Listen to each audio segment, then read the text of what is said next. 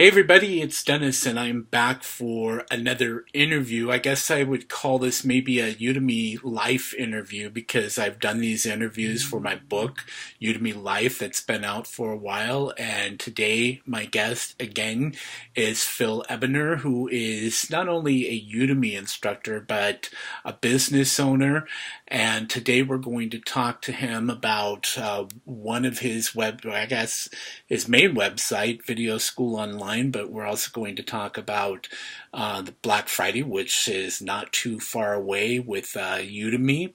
Going to talk a little bit about the Udemy price change and then where they kind of went back, rolled back some of that stuff. We're going to talk about co-instructor courses, including a little bit about our course, which is a course on ConvertKit email marketing.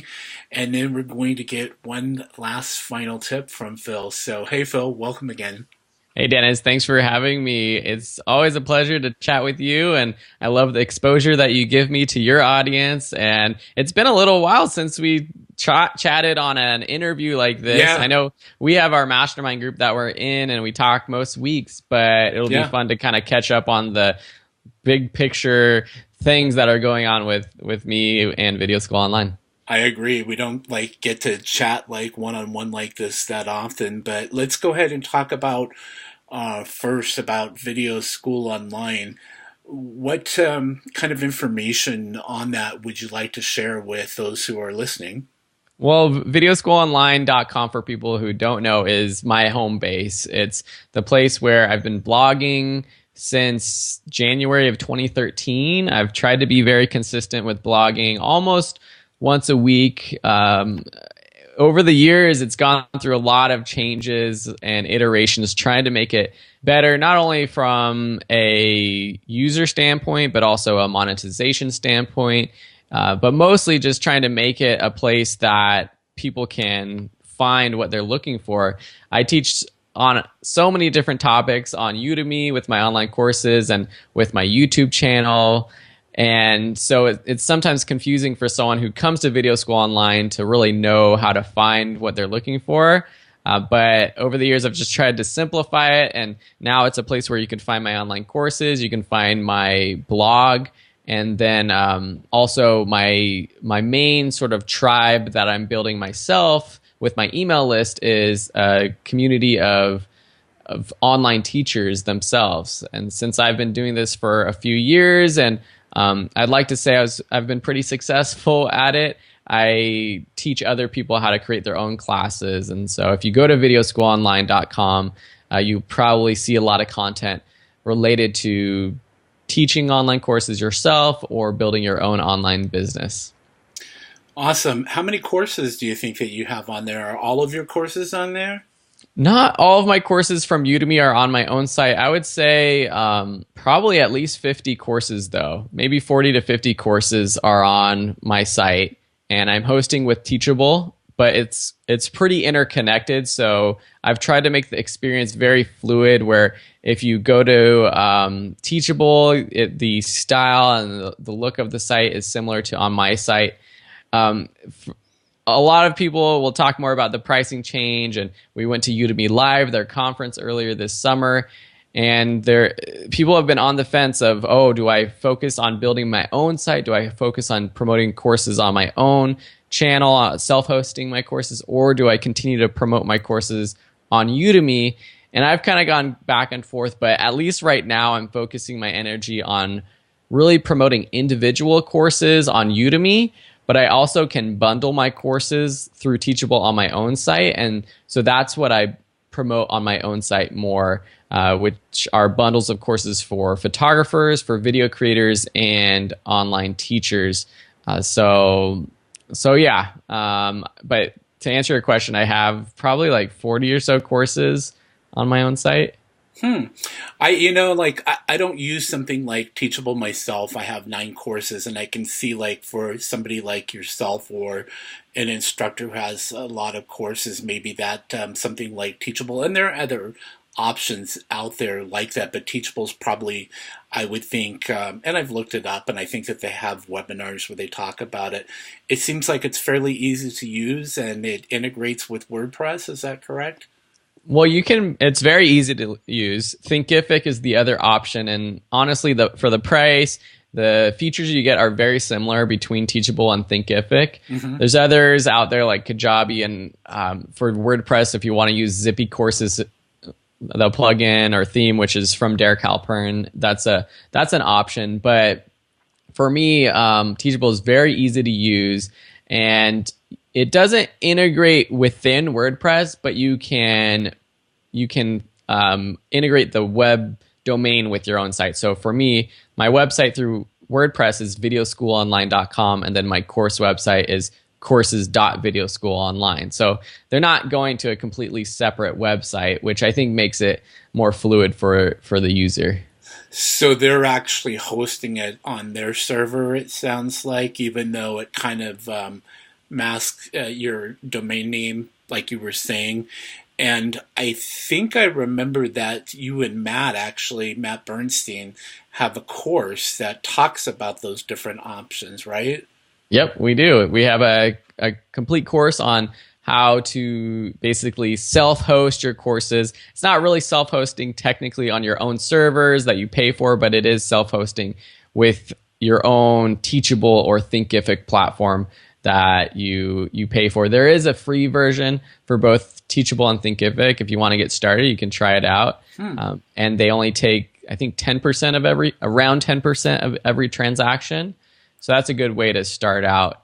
And then the cool thing about Teachable is that when someone signs up for a course, you get their email address, you can promote to them, you can send them emails. Unlike with Udemy or Skillshare, you don't get access to that student information. So with the whole self-hosting, the idea is to have a little bit more control of how you interact with the student, but also how you price your courses. We've gone through a few changes in pricing on Udemy for the past year, and if you want to price however you want, you can do that with Teachable or Thinkific. Yeah, so I mean, I guess that would be one of the benefits, and maybe one of the drawbacks would be that the fact like Udemy has a lot of traffic, and we're with one of those. You need to generate your own traffic, and that's why we're going to talk about, like towards the end, about building an email list, which you do from your website. Now, is this, like, you talked about bundles, which I think is a great idea, but is this a membership site, or is it where somebody can maybe purchase a course a la carte? So there's basically, you can do anything. You can price your courses individually, so people could pay individually for them.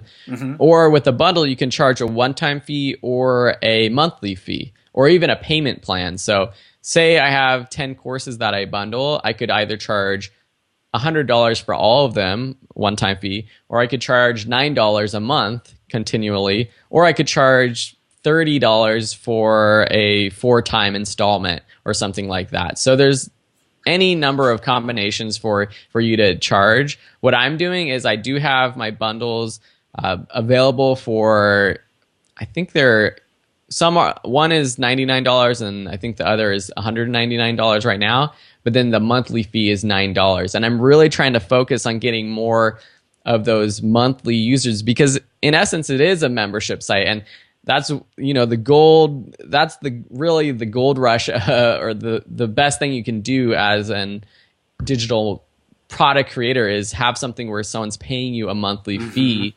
Right now, I just counted in August, I had 45 people paying a monthly fee of $9. Wow! And I think this month, which is September, it's hard to keep track of, or I could keep track, but I should be better at it. But I think it's going to be more than that. So it's growing slowly. I do lose a couple members every month, but I seem to be growing more than I'm losing. So you could imagine if I have 100 people paying $9 a month, that's awesome. If I have 1,000 people doing that, then that's even better. And if I could get 100, that means that I could get 1,000. It's just finding those people. So that's really exciting.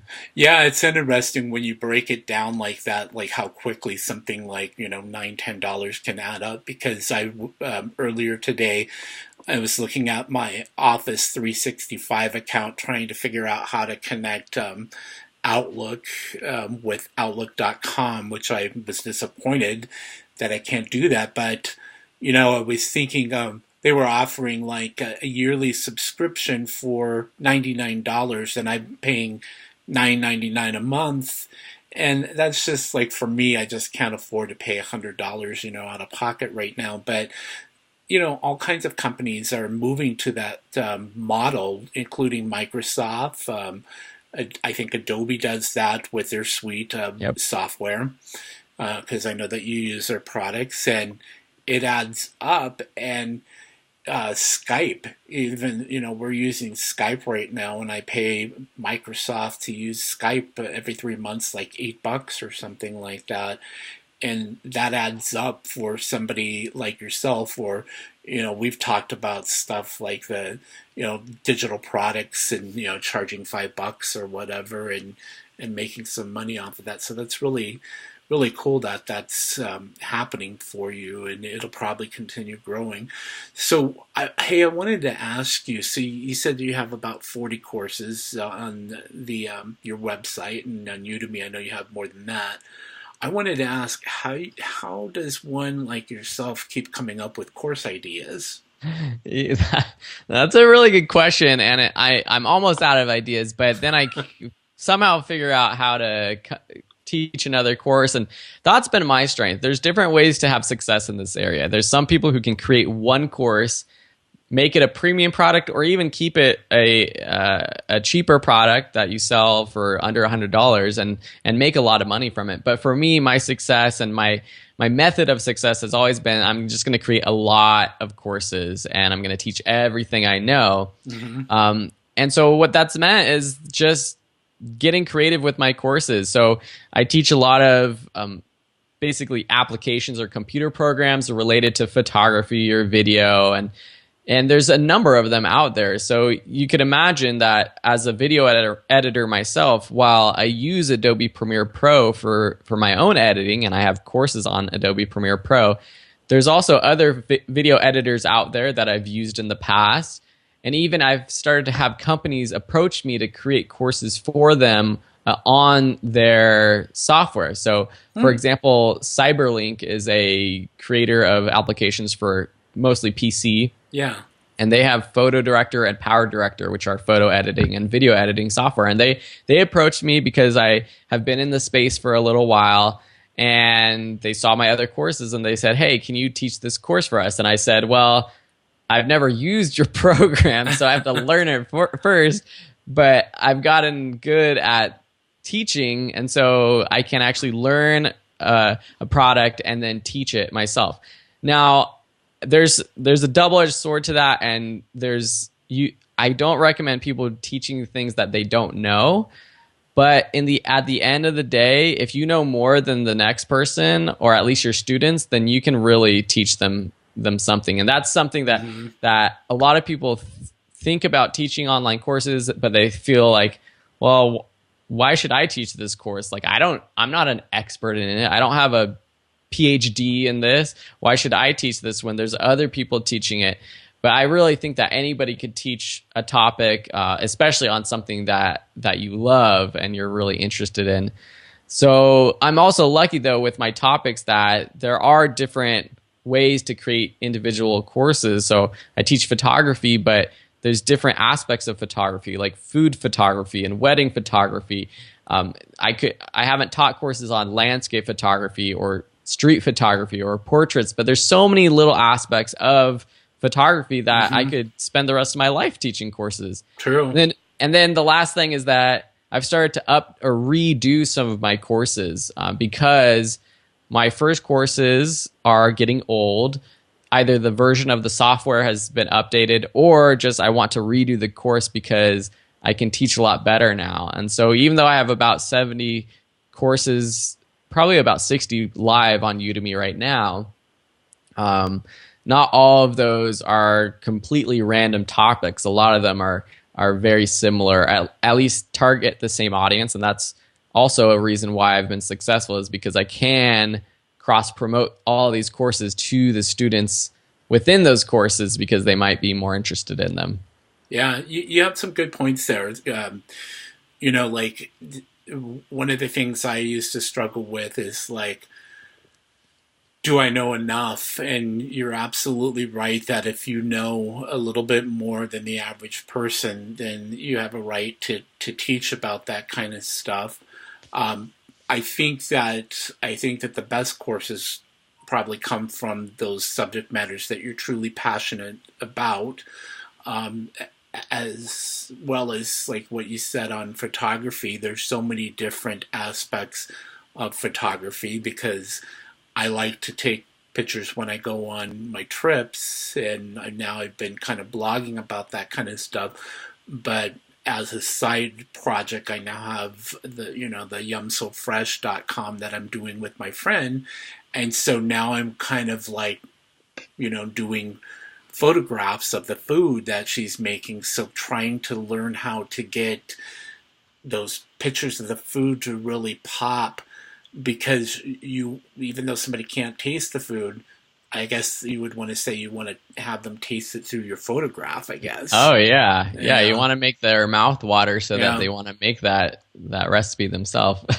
And I would say that that's probably a lucrative business if you knew how to do that, because, like you think about like a fast food place that they put these, like when there's a new burger at Jack in the Box or something like that, it looks so good, and then you go and you order that and the bun's all smashed. Yeah, well, yeah, there are professionals who don't just take the photos. There's just professionals who actually stylize the food. I actually know. have a couple of friends in the video world here in LA, and we do a lot of work with Ghirardelli Chocolate, and we've done some commercials for them, and they hire a professional food stylist to come out and make sure that the drizzle of chocolate looks good enough and the cake looks good enough. Wow. And that's not even taking the photos. That's just styling the food.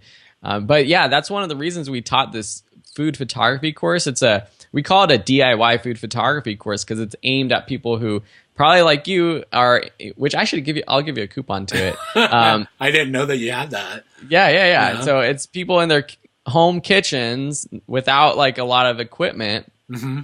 And want them to take better pictures because there's so many people out there blogging about food nowadays. So if you really want to like have a good blog, you have to have good images, and if you can't hire someone to do it, then you got to learn it yourself. Yeah, that's really cool. So you had mentioned, like, I think that you said something about refreshing some of your courses, and I was going to ask you if you think that it's worth it to refresh an older course or create a new course, maybe with updated information. I guess maybe if it's software or something like that, there's going to be a new version, so it might make more sense just releasing a new course, right? Right. I think if there's a brand new version, for example, with iOS, if you're teaching programming courses or whatever it is for iOS 9 and iOS 10 comes out, it's a good opportunity to create a brand new course that you can upsell or promote to the other students of your previous course. That's why I'm going through my Adobe courses, Lightroom, Premiere Pro, After Effects, because I taught them with the older versions, and it's already been a couple years since the new Creative Cloud versions are out. So it's time for me to create a course with that version. Yeah. I really think it depends on a lot of things, whether you want to just try to update your course or create a brand new course completely. I mean, the first off is, why are we creating a new course? Is it because of the new version of an app or whatever? Is it because our old course doesn't have good enough reviews and isn't selling? If it doesn't have good enough reviews, then that might be a reason to completely start over, because I've tried to update old courses, but it's really hard to increase the average rating of a course just through those updates. And even though Udemy seems to have made it a little bit easier to do that, because the average rating on Udemy anyways is only taken from the past 90 days worth of reviews, or I think it's like the last 10 if there's not enough or something in those 90 days or something like that. But if you can update your course and get a new batch of reviews within 3 months or so, you might be able to increase the average review. But I've tried that and it's just really hard. So sometimes it just takes starting completely from scratch. At the same time, you got to bring something new to that course. Obviously the quality should increase if you can, but also the way you teach it, Um, especially if you're going to be promoting it to the students that are already in your class. And I have this dilemma right now with our big photography masterclass, which has been my best-selling course. It continues to be my best-selling course every month. So it's like, why would I create a new course? But Udemy has been pressuring me to do it because the average rating for that course is only a 4.4 out of 5 stars, which is still decent, but they want 4.55 or above. They really want like 4.8 average reviews for our courses to promote them themselves. So it's like, how do I take this course on photography, which is a very like general topic that not much is going to change other than maybe how we teach it, but like the concepts are all the same.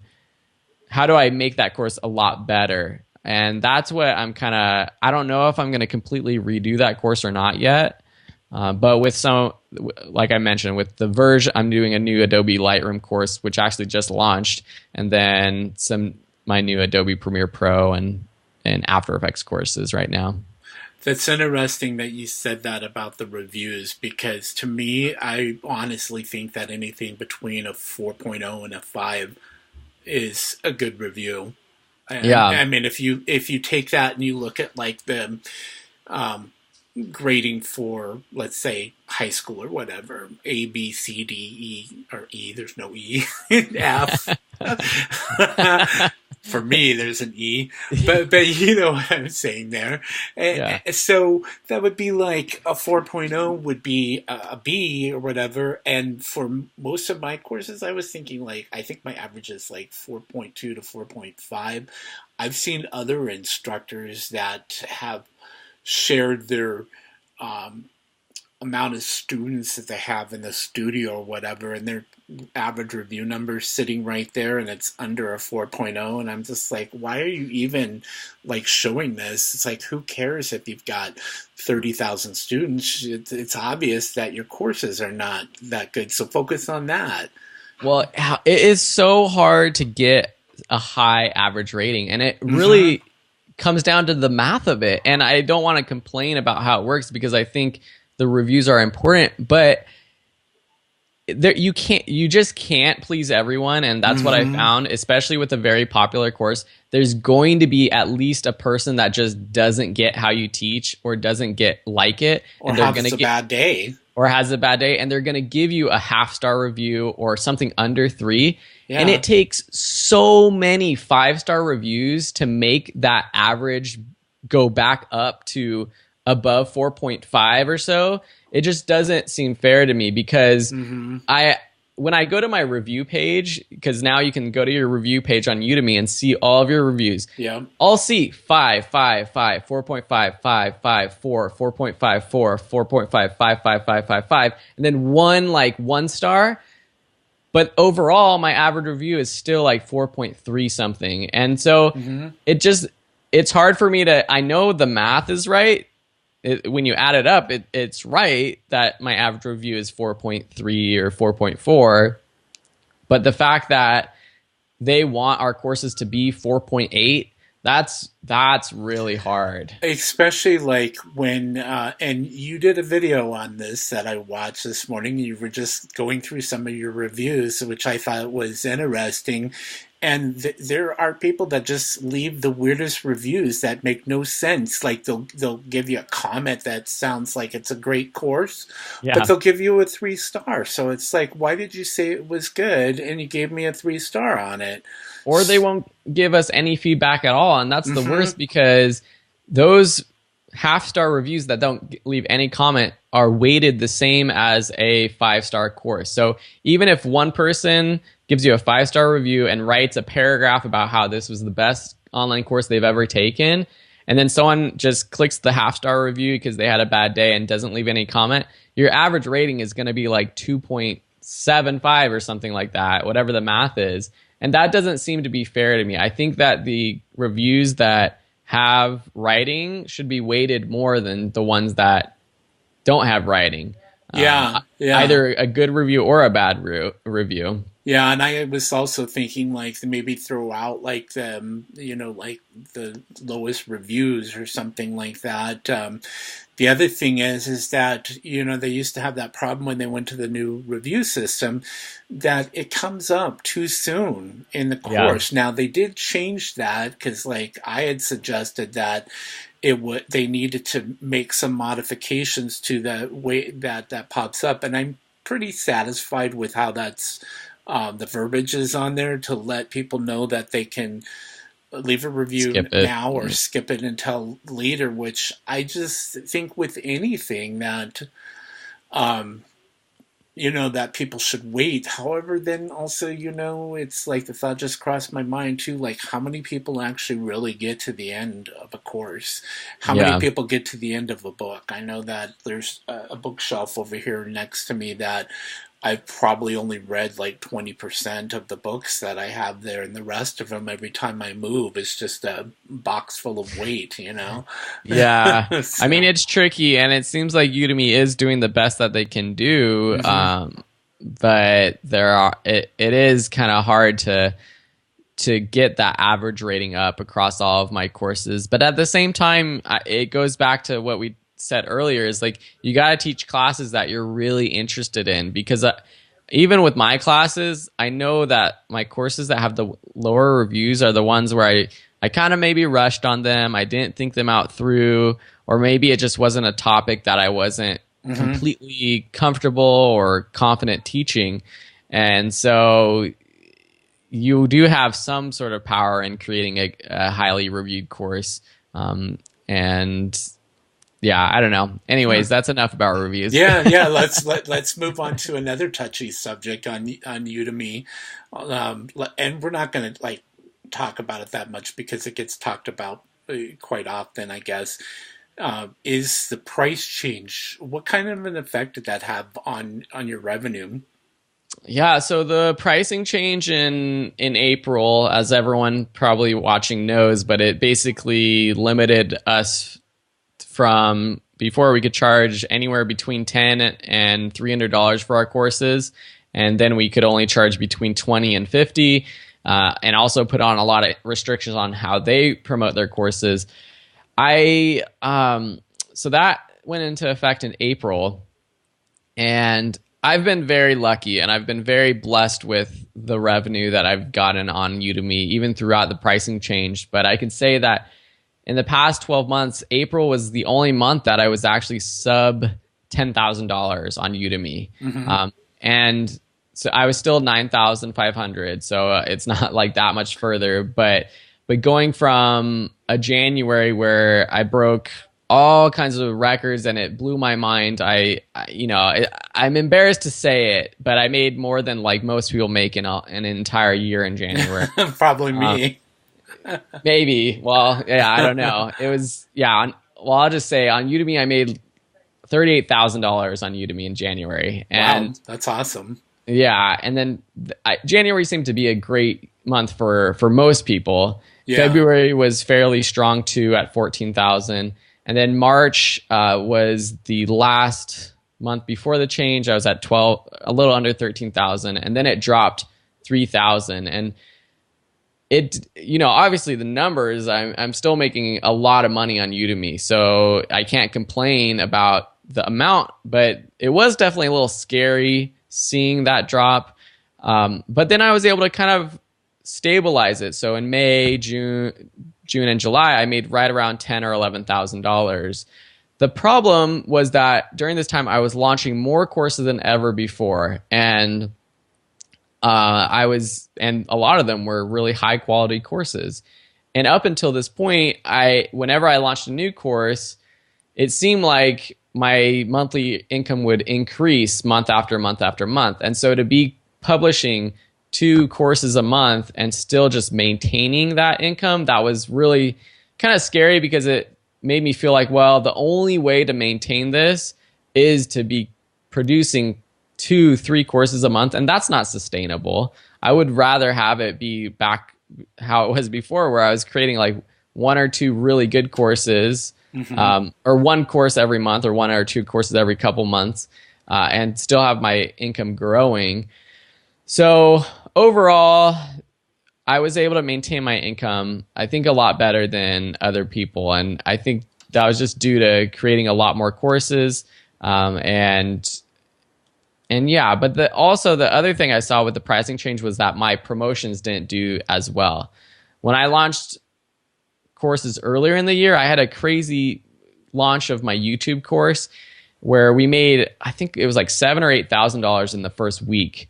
And then same thing with another course. I think I made like 3 or 4 thousand in the first week or two. But by the end of the pricing change in August, when I was launching a course, I was happy if I was making like $400 or $500 from a launch. Mm-hmm. And that was kind of scary to see that just my marketing efforts weren't that good on Udemy. What's exciting is that since this new change, I just launched my first course since the new change, my Adobe Lightroom course, and I actually just sent out my promo today. And that launched, and it's over about, well, it's a co-instructed course, so combined it's almost at $3,000 total in the first day. So seeing that is good because it means that the same kind of promotion that I was doing before the previous pricing change might still work now with this pricing change. I wonder, like, why though? Because I mean, you think that it's the see. I kind of think it's the psychology. Like when they did the price change, my main concern was what J.C. Penney's did. And for those of you who are watching elsewhere, J.C. Penney's is a large department store chain in the U.S. And they went from typically, Americans, and I'm sure this is how it is in other parts of the world, look for a bargain when they're out shopping.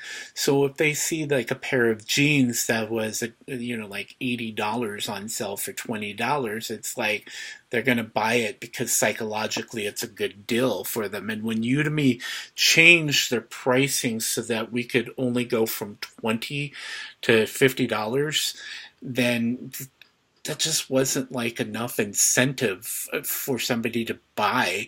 They're just kind of maybe like just wait on it or something for some reason. But now they go back to this new pricing structure where it's not quite 300, it's 200, right? Is the max? Yep.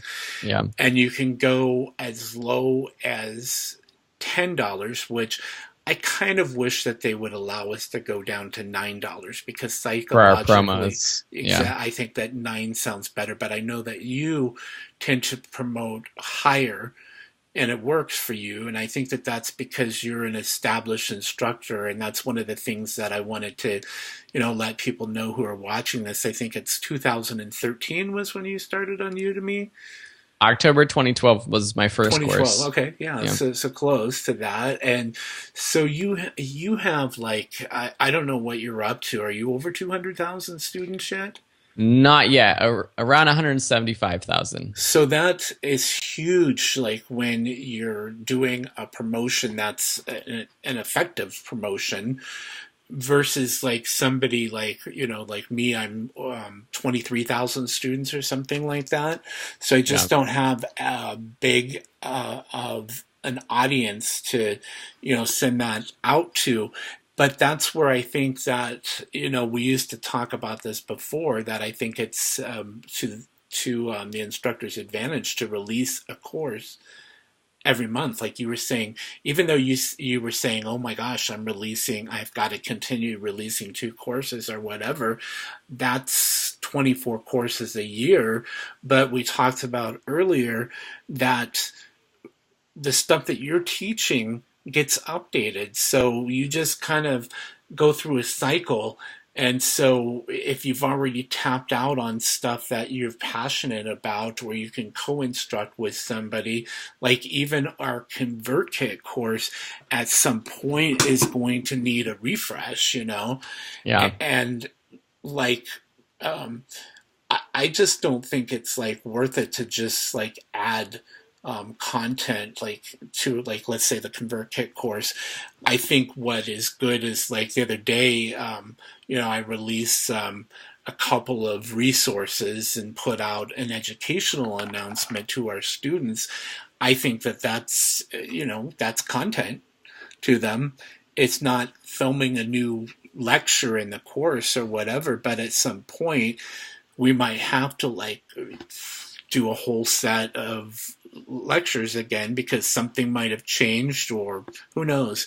So Well, there's two things I wanted to quickly mention. Yeah, go ahead. My theories about why my promotion did well this morning and why I think hopefully going forwards our promos will do better for all of us who are on the platform and consistent with creating courses. Well, one is like the psychology. It just works better, and it's unfortunate that this has to be the way that it works best, but it seems to be the way it works best. If I launch a course and say it's $19, that's 90% off, and the price is going up to $200 at the end of the week, that psychologically will make people buy it more, even though they know that a month ago I could only, and I don't even know if they're that aware of it, but I could only charge up to $50 or I would rarely ever sell this course for $200.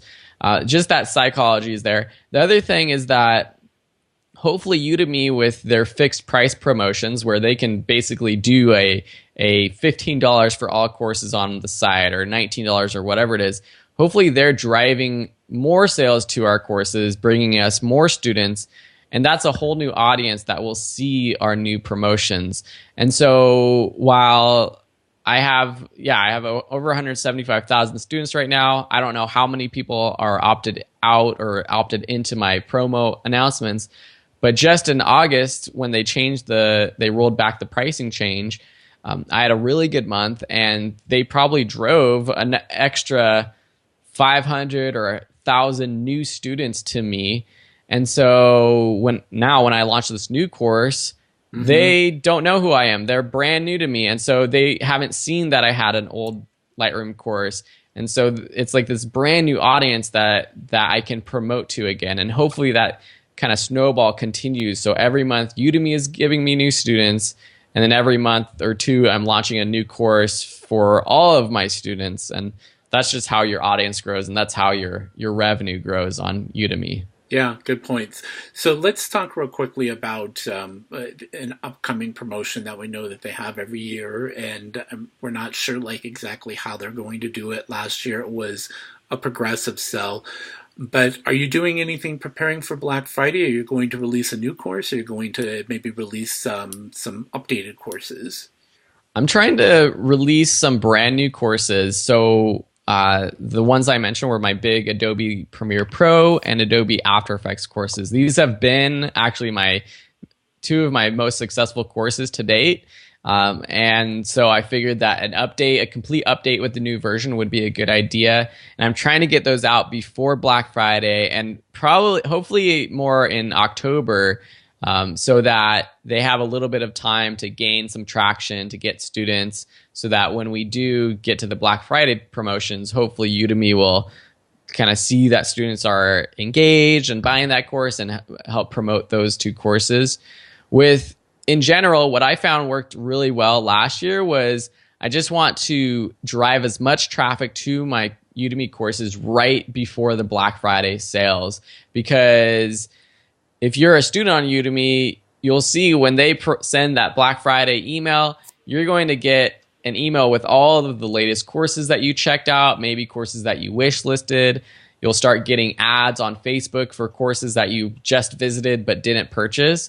And so when it's Black Friday, I want to just get as many students onto my course pages, even if they don't buy it ultimately, as possible, so that those courses pop up for them during the sales for the advertisements. And the way I'm going to do that is probably just release a lot more YouTube videos in November. Maybe send out some more free coupons on some deal sites so that there's just more people visiting those courses. I've found that sending out free coupons can help with the ranking of a course, just based off of if those free students actually start to watch your course. And so I think actually sending out free coupons isn't a bad idea to increase the ranking. And so if your ranking increases during Black Friday, that's going to be good. And then the last thing I'm going to do, which I'm very excited about with my photography course, is we're holding our second annual photo competition. Ooh. Last year, we did a photo competition where I asked people to post photos to the course page. Really successful. Over 50 students posted photos. I gave out like it was like a $25 camera filter, I think. And this year I might bump it up to like $100 Amazon card or something like that. And just driving that engagement. I'm not exactly sure how the algorithm works, but I think that if students are posting more questions or at least watching more videos in your courses, then that will increase your course ranking. So trying to do that, like build up the engagement of in your courses now through November is a really good idea. Yeah, I like that idea. I need to do a better job at that because like educational announcements, we get 4 of those a month, and I don't think a lot of instructors, including myself, take advantage of that. And that photo contest sounds kind of cool because I think that you saw that. I came across this website, 500px.com, and I started uploading my photos, and I only have 20 photos on there now, and I only did this like 2 days ago, just started posting photos, and they have like almost 2,000 likes and several comments, and Wow. it's a marketplace where you can sell your photos, like they're like a royalty free site or whatever, and you get a certain percentage. Now I don't think I've had anybody buy my photos yet, but it's there, and it's kind of nice to see people liking your photos. So maybe that's something that in your course, like mention people to that they can share their photos on a site like that. So you mentioned like the course I think that you're promoting today was a co-instructed course. Is that right? Yeah, it was the new Lightroom course. I co-taught it with another photographer. Just for one, I have an old Lightroom course, so I thought bringing in another photographer would be a good idea just to make it a little bit different. And we were able to make it bigger, better, and faster than if I was just doing it myself. And I think that that's a good idea, and that's like one of the reasons like why we did a course together, because I had told you about ConvertKit, which is an email marketing program, and I think you were using MailChimp and I was using MailChimp myself. And so I know that you've done quite a few courses with other instructors. What do you like the most about doing courses that way, and what advice would you give others that are out there that might be considering doing a co-instructed course? There's so many benefits. Like I mentioned, that you can create courses faster because there's 2 of you working on it together. It also lessens the load of answering student questions because, especially with like my photography course, I get so many questions in that course. It's nice when my co-instructor can answer them, even though he's not very active in that course. And that goes on to be my first tip, is that when you are picking a co-instructor, make sure that everything you agree to how you're going to split the revenue, split the work, and if who's going to be in charge of maintaining the course long term. If it does end up being a really popular course, it can be a big process. Every week I've spent at least a half hour to an hour working, just answering questions for that one course alone. Wow. And so when I'm doing that all the time and my co-instructor is not doing it, then the revenue split seems to be not fair anymore. So just being clear from the get-go is important.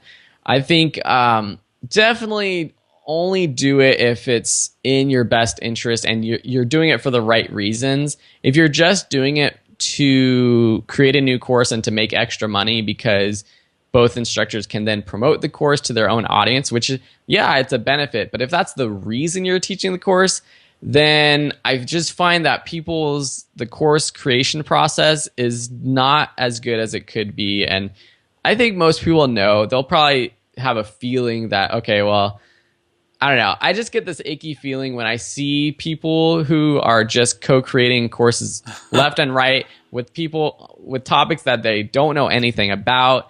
And I'm sure everyone watching knows people that do that.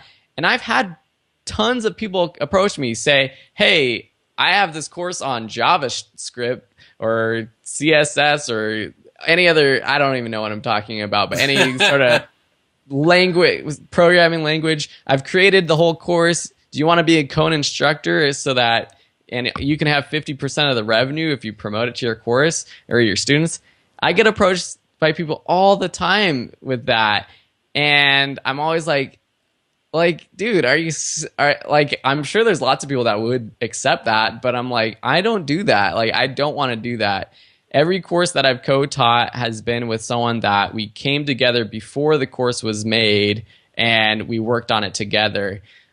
So you got to do it for the right reasons. Try to make it a cohesive course. I liked what we did with our course. We used the same slides. Yeah. We kind of like set it up so we bounce back and forth. Yeah. I did the same thing with a couple of my other co-instructions. And I've also not done that with some. And I feel like the course taking experience just isn't as good. I did a really good course with Jeremy Deegan. We did actually two, one Photoshop and one Canva. They were both graphic design courses. And I just really like how we did it together. We swapped sections so it goes back and forth. And we replicated each other's styles. And then like our course and with that course, we came together and created a promo video and an intro video where we're on camera together or we're going back and forth. And so making it seem as if it's one course and not just two people who had videos and put them together in one course is important. And I totally agree with you on that. Like you said, the icky feeling, and it's like, I guess it works for some because if, like with Udemy, you can kind of have like your company or whatever, and you're just kind of like putting these courses out there for other people, and you're putting your brand on it. But for me, one, they have to have like the other person has to have some integrity, and they have to have some decent courses that they've already put out, because there are people out there who just put out crappy courses. I mean, I see it in my group, like with Skillshare, just a constant stream of these courses that people are releasing on Skillshare. And it's like, you're not releasing that because you have expertise in that area. You're just releasing it to try to pad your pocketbook or whatever. And I think in the end, that's not going to work. I know already because I'm in a Slack group for Skillshare that with some of the team members, they see what's going on. They know exactly what's going on. Other instructors are the ones that are complaining about it, the ones that are actually creating really good courses and doing it the ethical way. Yeah. And Skillshare is making changes to make sure that if people are doing that, they can ban the instructor or delete that course. And I have no problem with that because I can tell when people are doing it, just like you said, to pad their pockets. And the same thing goes with Udemy. And what I found, though, always is that the people who really care about it and really are doing it because they love it and they want to share their knowledge, those are the ones that are going to win in the long run, even if it doesn't mean as much money up front. Yeah, I agree. So, hey, let's finish it off with a couple more questions. And one of the things that I wanted to talk about is marketing, and it kind of ties into our course. And, with having your own website, with Video School Online and with Black Friday coming up, like one of the things that I feel strongly about is that you have to build your own audience off of Udemy, off of Skillshare, and off of Facebook, because there's no guarantees. I mean, I can't really say there's no guarantees that Facebook is going to be around. I don't think that's going to happen, but Facebook can shut down your group. They can shut down your fan page or whatever. It's their website. They own it. But your email list, you are the one who owns that. So how important do you think it is for an instructor, even maybe one with just like one course, for them to have an email list? It's so important. I think I said earlier, like there's lots of ways to do it, but there's some people who have one course and they make a full-time living from one course. And so if you can actually build an email list that sustains that, then that's totally great. And I have lots of courses, and I've continually tried to tweak my email marketing and figure out how to make it best. And I'm still working on it because it could work a lot better than it does. But of course, building that email list is the first thing you should start doing when you start your brand with your website. And Dennis and I, we use ConvertKit, which is a great platform. They're having a little bit of growing pains just with some site downtime issues, but I think in the long run, they're going to be one of the best options. There's other ones out there, Aweber, MailChimp's great to get started because you can start for free. So having that list and the software to build the list is important, but then it's just as important to be able to drive people to that list. And for me, it's just been with everything, it's always been the slow, consistent growth. And so with a YouTube channel, with my website, it's always just been posting videos, writing content, putting it out there, trying to share it on social media.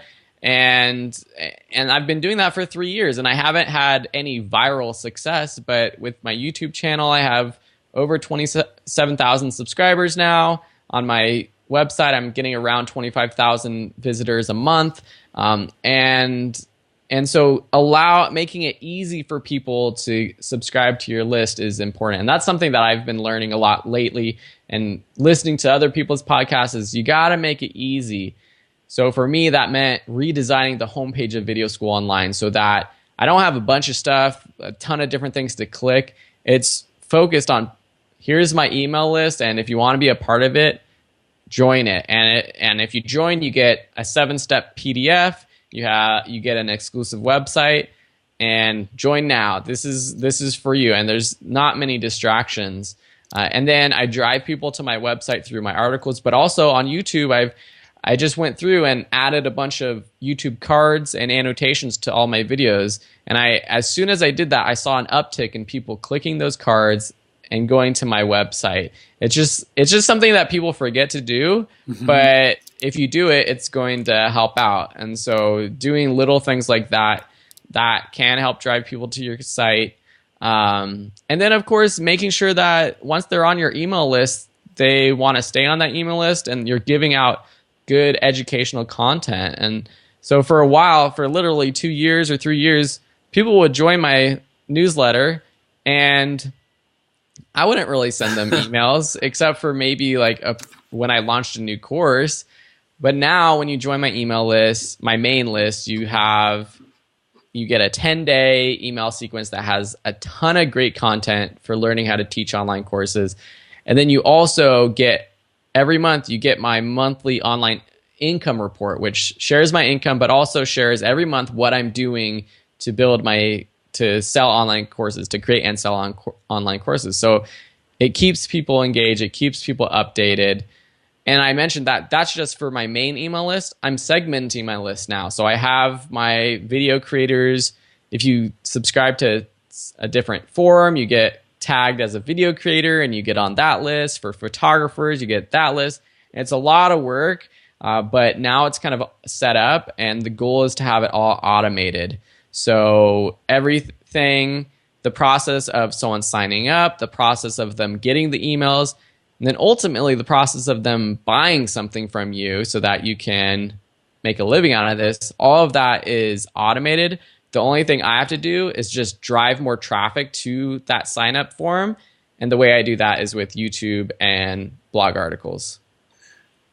That's interesting. You had a lot of good advice there. And as I was listening, I was thinking about all kinds of things, like something that I wanted to touch on, which is like you have to constantly be refining what you're doing. And you said that you went in and you did the YouTube cards, and I've done that myself. Have you found, like, is there, because I mean, like with anything, like I know, like with reading a blog post, people will only get like to a certain point. They won't read typically the whole blog post. They might not watch the entire video. Is there a certain point like where you want to have those cards maybe pop up in your YouTube videos?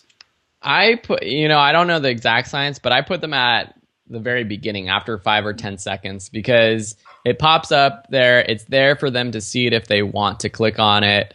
And like you said, a lot of people don't watch past the first half of your video, if that. So I put them up there really early. And then same with my blog posts. I started adding an opt-in form within the blog content so that if they are interested, then it's right there. It's right within the content.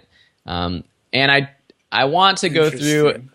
I want to make my opt-ins and my my lead magnet, the giveaway that I'm giving away, specific to those blog articles. Mm-hmm. Right now, it's kind of all driving back to my main list, but ultimately, I want to create more lead magnets for specifically video creators, photographers, and then I have my online teaching lead magnet so that I can, segment those in the blog articles that I write.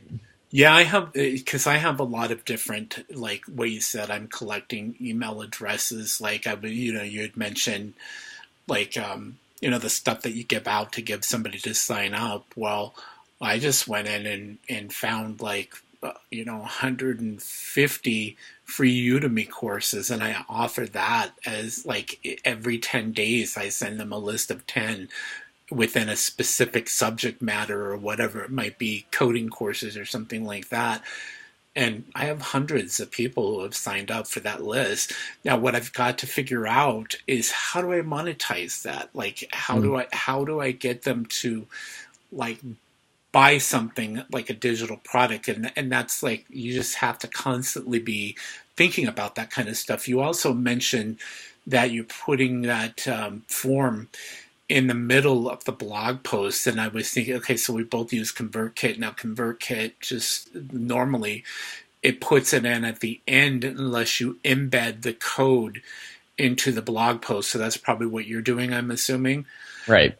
And so maybe I need to look at that a little bit differently to see how that affects like my opt-in rates. Now, like my free course daily, I just hit 400 subscribers. Mm-hmm. So I've got 400 people who and this gets talked about, like how often do you email somebody?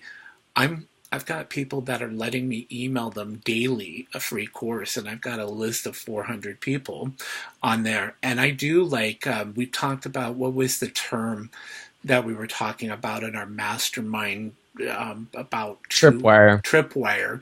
And so I did some reading on that, and I need to study that a little bit more. And it's basically because like a lot of people, they just don't take the I guess the step to offer somebody a paid product right up front, and that's kind of like what a tripwire is. Yeah, that's for $5. Yeah, for $5 or something super cheap. That's what I did. And this was after talking to people like Brandon Hakeem. Is his last name right? I was going to bring up Brandon too. Yeah, Jack Wilson. These guys who know a lot about marketing, they just told me, why not offer something right as soon as someone signs up? And so now when someone signs up for my email list, now they'll get the free PDF and the webinar, but right after they sign up, they get taken to a thank you page that tells them everything they get, but it also offers a digital product, something. And for me, it's access to my online teaching bundle of courses, which now has, I think, 15 or 20 courses. Normally it's $9 a month, but for them, they can get it for $7 for their first month. I could have offered it for free, but I didn't want to do that because a lot of people would take me up for free and never purchase it. But offering it for $7, it's still cheaper than the normal price, so it's a little bit of an incentive. Plus, it gets them to open up their wallet and actually purchase it, so they're going to be more engaged with the content and more likely to continue with the monthly membership. So since I did that, I think I've had maybe 4 or 5 people in the past 2 weeks sign up for that. And that's out of maybe 30 or 40 subscribers. And so that's pretty good. And that goes back to my goal of, right, I don't really have a specific goal, but if I could get 100 people in that course, then that's amazing. And if I could get 1,000, then that's crazy. And so this tripwire idea seems to be working. It's people who are already hot. They're interested in your website. They're interested in your email list, so why not offer them a little bit more while they're already interested? I wrote something down because I didn't even think about that, because like the first email message that they get, I offer them the opportunity to download a PDF with 175 free courses for $5. Yeah, they could go out and they could find that information if they wanted to, but that's the same thing. You can Google information too if you want, but people will still buy content if you've got it packaged for them already. Yeah. Is to create an offer page and send Yeah. them like to that page. Hey, here's a Yeah. Do special that. offer for you signing up, and take them to that page so that shows that you're going to get 175 courses for free right now, and here's some of the courses that you can learn these skills for Yeah. Do five that. bucks. Do it, Dennis, because it's that taking away that extra step of them getting the email and offering it to them. Yeah, that's great. It's like almost automatic, but it's not as automatic as them direct. As soon as they sign up for your form, which you can set up with ConvertKit, it automatically sends them to that offer page and include like, thanks for signing up for my list. Here's what you're going to get. You can expect an email every day with one course. And then, by the way, if you want to get all 175 right now, get it for $5. Exactly. Yeah. And you can use this, like we use a service called Gumroad who does the processing for you. And if it's a digital product like a PDF, it's got it set up so it'll stamp it so that makes it harder for people to distribute it freely or whatever. But I was going to say, like you mentioned, Brandon, I just started watching his email marketing course that he has because I hadn't subscribed to it or enrolled in it. And I've got a call with him tomorrow. But I was also going to say, like, one of the things that I've been doing, I don't know if you read that article that was in the ConvertKit Facebook group, and it was basically talking about one woman who was getting 3,000 subscribers a month to her list, and she wrote a blog post on what she was doing. Have you seen that blog post? No, I haven't. I'll send you the link because that's just one of the things that I recommend to people is that, like Phil had mentioned, like with his YouTube, the cards and stuff like that. If you're not familiar with the cards on YouTube and all of the things like annotations, then go look for a Udemy course, and they're even in the free course daily. I think that I've got your YouTube course and another YouTube course out there that people get and learn those topics and find articles on those things and learn more about email marketing because we're talking about tripwire marketing. I didn't know, and so I started reading some stuff and then talking to Phil now, like, the offer page. So that's some great information for you. So, hey, let's go ahead and wrap it up with one piece of advice that you would offer instructors who are in it for the long term, because I see so many instructors like, it's not a good month or Udemy's doing this or whatever. Gosh, that is so hard, Dennis, because there's so many things and so many pieces of advice that I've tried to give people in the past, like whether it's don't focus on perfection, like just launch your course, just put out video, just put out content, don't worry about it being perfect. I think that's really good advice. Trying to be consistent is good advice too. That's that's ultimately, like, I was there where everyone has been except for the people who are making more than me. I was there making no money a month. I was there when I made my first $62 in a month. I was there when I saw people who made $1,000 with the launch of their course, thinking, how in the world would I ever launch a course and make $1,000 in the first week or the first day? Like, that's crazy to me. And that was people at that time who had 50,000 students on Udemy when I had maybe 5,000 or 6,000. And so it's only been consistency that now, I went from that 5,000 students to 10,000 to 100,000 and now 175,000. And it's just been sticking with it. So the best advice I can give people who are in it for the long run is to be in it for the long run, to not care or worry about making X amount of dollars this month, and treat it all as just, this is amazing extra bonus money that I'm making. And I know that's hard for people who might be trying to depend on this for their income. But if you can either be doing this part-time, hopefully, a lot of people maybe can have a side job so that they're not depending on this money up front and in the beginning. That will allow you to just create courses, for the sake of creating courses, not for the money.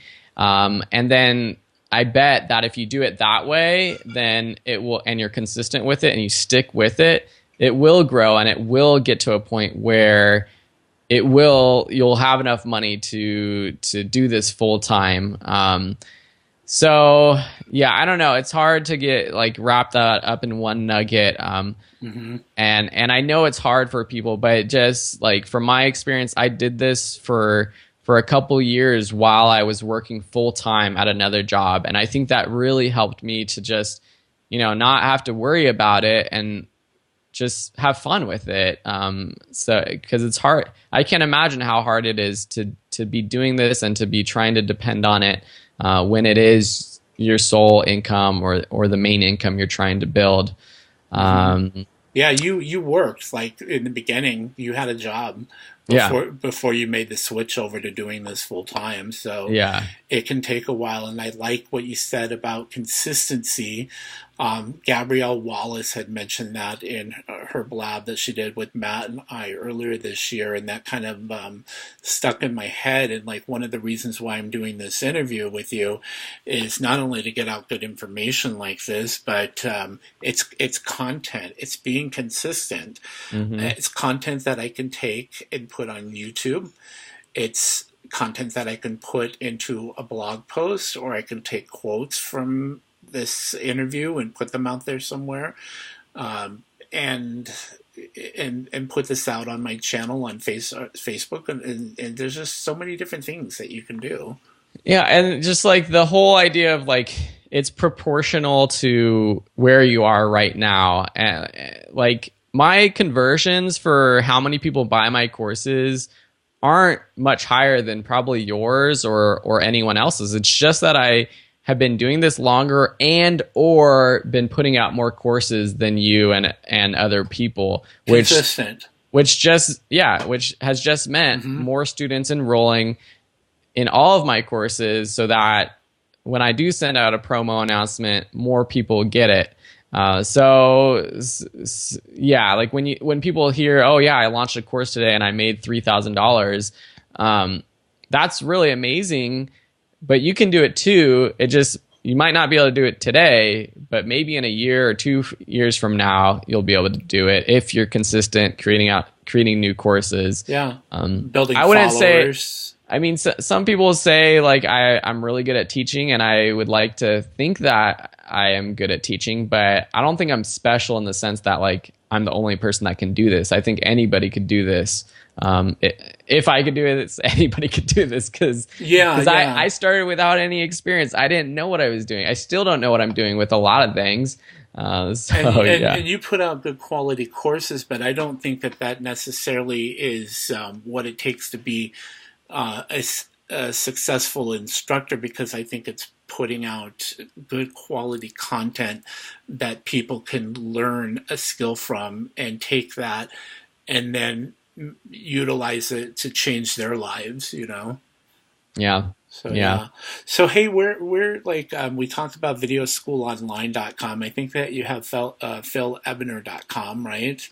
Yeah, I do have philebiner.com. People can check that one out there. That I do and did a lot more video production work, video editing work, and so for people interested in that side of my life, I send people there.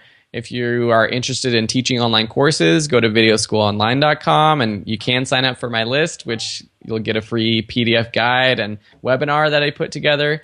And then it's Video School Online everywhere, YouTube, Facebook. You can find me there. Yeah, and he's got a great course on just producing online courses. I think it's still free because I think I have that in rotation for free course, freecoursedaily.com. You can get his course on teaching you how to make your own courses. So if you're someone who has never produced a course and you're listening to this, then that's a great start. You can sign up for freecoursedaily.com, or you can go to Udemy and you can find Phil and find that course either way. All right. Thanks, Phil. I'm going to go ahead and let you go so you can get on with your day. And I've got, I think, dinner waiting here pretty soon. So yeah, I know this half-hour interview turned into a long chat, but it's been great. Thanks, Dennis. Yeah, thanks, Phil.